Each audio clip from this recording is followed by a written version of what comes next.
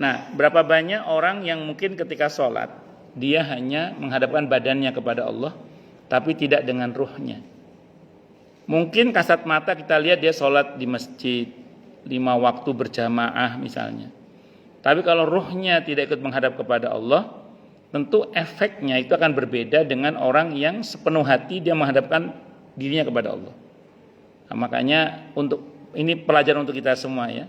Supaya salat kita berdampak pada perbaikan sikap kita baik kepada Allah maupun pada sesama, maka libatkan ruh kita dalam salat, terutama dalam salat dan dalam aneka kegiatan terutama. Ngaten nggih Bu nggih? Allah alam. Kan ada khusyuk. Ada khusyuk. Berapa banyak orang ketika salat terus pikirannya kemana-mana kan? Nah, kita latih dari sekarang kalau salat kita merasa sedang berhadapan dengan Allah, atau kita sedang merasa diawasi oleh Allah, kita lagi berkomunikasi dengan Allah, kita rasakan itu. Nah, saya kira itu Bu, wallahu alam bisawab. Hati pun ikut. Ketika kita takbir Allahu Akbar, rasakan maha besarnya Allah dalam hati kita. Ketika kita memuji Allah, rasakan betapa maha baiknya Allah. Dilatih lama-lama nggak lama juga sih, dilatih aja gitu. Ya saya yang ngomong juga masih belajar sama. Iya, saya juga masih belajar sama. Ini sami-sami. Wallahu a'lam bishawab. Monggo yang lain silakan kalau ada. Jelas semua atau tidak jelas semua? Budona yang terakhir. Ya, terakhir Budona monggo. Ya.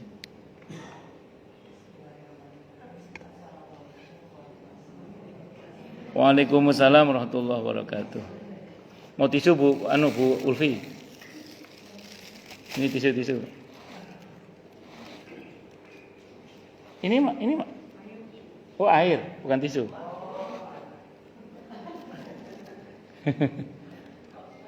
Nggih, monggo.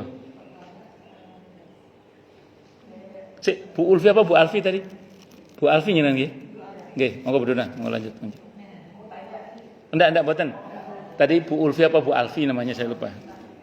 Mboten. Monggo Budona, monggo.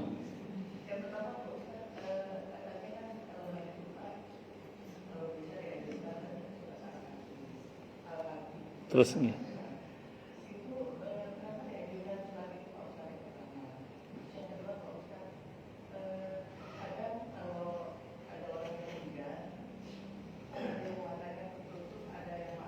Buka.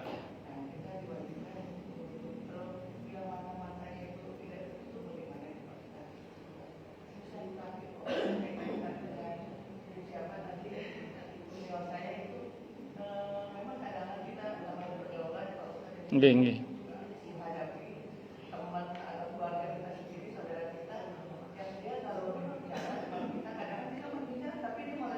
Iya. Bagus.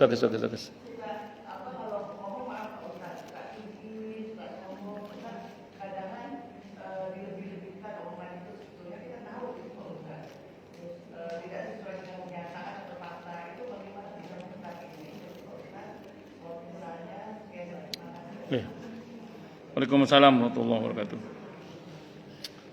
Yang pertama, kenapa kok baca surah Al-Kahfi di pada malam atau hari Jumat? Jawabannya karena ada perintah dari Nabi kita Muhammad SAW. Hadis membaca surah Al-Kahfi yang secara keseluruhan pada malam dan hari Jumat itu hadisnya lemah sebenarnya. Cuman jalur periwayatannya banyak sehingga dia menjadi hasan li ghairihi dan bisa diamalkan. Namun yang paling sahih sebenarnya adalah 1 sampai 10. Dan itu tidak hanya di malam Jumat tapi di kapan saja. Itu 1 sampai 10 surah Al-Kahfi. Ya, kalau yang seluruh surah itu justru lemah hadisnya.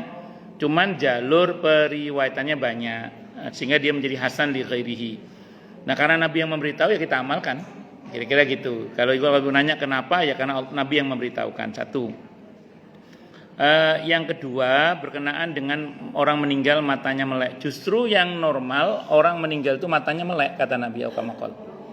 Karena ketika seseorang itu meninggal dunia, mata itu ngikuti ruh sehingga dia melek. Umumnya, nah begitu meninggal baru ditutup matanya. Kalau belum meninggal jangan ditutup. Misalnya ada orang meninggal, jangan ditutup. Itu apa namanya, menyiksa si orang yang meninggal. Kadi ada kitab ini nanti terangkan. Yang betul begitu sudah fix dia meninggal baru ditutup. Tapi kalau ditutup nggak bisa kan, mungkin ada jenazah yang ditutup. misalnya. Maka yang begitu ini misalnya. Maka diplester, bisa diplester. Kalau atau diplester atau ditutup pakai kapas gitu. Makanya diusahakan dimeremkan. Itu Bu Asni yang ngerti. Bu Asni gimana Bu Asni? Bu Asni yang pengalaman diapakan Bu? Diapakan Bu? Kalau melek terus diapakan kalau melek terus?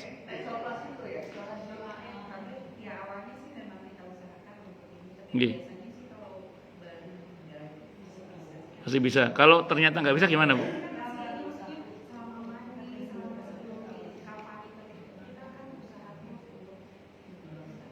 Oh gitu. Pernah ada yang ngalami sampai di plester matanya? Enggak sih, alhamdulillah ya. Enggak. Ya kalaupun ada ya di plester itu, di isolasi itu.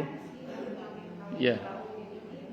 Ya diisolasi atau ditutup pakai kapas gitu aja. Ya saya kira itu. Enggak ngalami ya. Alhamdulillah. Diupayakan untuk supaya bisa nutup nggih. Nggih. Nggih.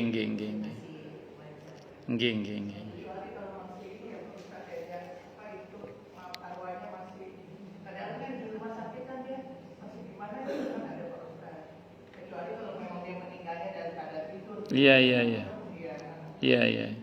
Tapi umumnya orang meninggal itu masih melek kata Nabi itu. Karena ruh itu pandangan ngikuti ruh. Iya, ngikuti ruh. Iya. Justru normalnya melek, normalnya orang meninggal itu melek normalnya. Ya, berarti itu pengecualian berarti. Itu pengecualian berarti. Terus apa Bu? Bukan, itu nanti terbelalaknya di akhirat. Tapi bisa juga sih kalau mau ditarik ke situ bisa juga. Kan alhaakumut takatsur hatta zurtumul maqabir. Kalla saufa ta'lamun, tsumma kalla saufa ta'lamun. Terus kalla lau ta'lamuna ilmal yaqin la tarawunnal jahim. Jadi ada orang itu baru melek sadar dengan negeri akhirat itu, tapi setelah mati baru sadar. Tahu-tahu neraka sudah di hadapannya. Nah itu bisa juga orang menjelang mati kan dia lihat tempat tinggalnya kan, surga atau neraka. Bisa juga kalau mau kita tadabbur ke arah situ bisa juga. Wallahu alam bisawab. Gitu Bu Dona ya. Terus terakhir apa tadi? Terakhir Bu? Oh iya. Prinsipnya pertama hati ingkar dulu ya. Taruhlah misalnya ibu satu saat semobil dengan tipe orang yang seperti itu kan tidak mungkin menghindar. Iya.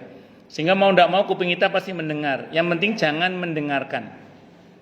Jadi mendengar tidak apa-apa tapi jangan mendengarkan. Maksudnya jangan menikmati. Gimana Bu? Gimana? Ya, jangan gitu. Jadi mendengar tapi jangan mendengarkan. Karena kita nggak mungkin menghindari dia kan. Tapi kalau ibu bisa menghindari, dihindari saja. Nah Allah Maha tahu bahwa hati ibu mengingkari perbuatan dia, dan Allah Maha tahu bahwa ibu tidak membenarkan tindakan dia, dan ibu ambil sikap menghindari. Adapun tidak bisa, Allah Maha tahu bahwa ibu sudah berusaha menghindari. Karena kalau kita menikmati pembicaraan itu, tidak ada beda antara yang ngomong dengan yang diomongin, dengan yang diajak ngomong maksudnya, yang mendengarkan itu. Saya kira itu nggih Bu Dona nih. Wallahu a'lam bishawab. Cukup dulu? Kenapa? Iya. Atau istri atasan suami gitu ya, itu kan iya. Lebih gak enak lagi. Ya, paling enggak ingkari dalam hati ingkari dalam hati, terus hindari sebisa mungkin. Kalau nggak bisa ya Allah Maha tahu ibu tidak ridho dengan perbuatan, ibu tidak membenarkan tindakan yang bersangkutan itu. Yang penting ibu ingkari, nggih. Kalaupun mendengar jangan dengarkan. Kalau mendengar, karena kalau mendengarkan berarti mensupport. Iya tambah. Terus gimana Pak? Itu udah ngikuti namanya. Nggih, ngoten nggih. Wallahu a'lam. Cukup dulu? Atau ada lagi? Bu Wiwi, ada. Mboten? Oh, enggak. Kita tutup dengan hamdalah. Alhamdulillahirabbil alamin. Semoga kajian kita bisa bermanfaat, mubarakah fi dini wa dunya wal akhirah untuk kita, keluarga kita dan seluruh umat Islam semuanya. Dan mudah-mudahan kita semua dijadikan oleh Allah sebagai orang-orang yang sukses dunia akhirat, selamat dunia akhirat, bahagia dunia akhirat, dan dipermudah urusan kita oleh Allah fi dini wa dunya wal akhirah. Semoga Allah limpahkan hidayah selalu untuk kita, semoga Allah tingkatkan selalu hidayah untuk kita, dan semoga Allah berikan hidayah untuk siapapun yang melihat kita. Subhanakallahumma bihamdika asyhadu an la ilaha illa anta astaghfiruka wa atubu ilaik. Sallallahu alaihi Muhammad wa ala alihi wasallam. Saya mohon maaf. Assalamualaikum warahmatullahi wabarakatuh.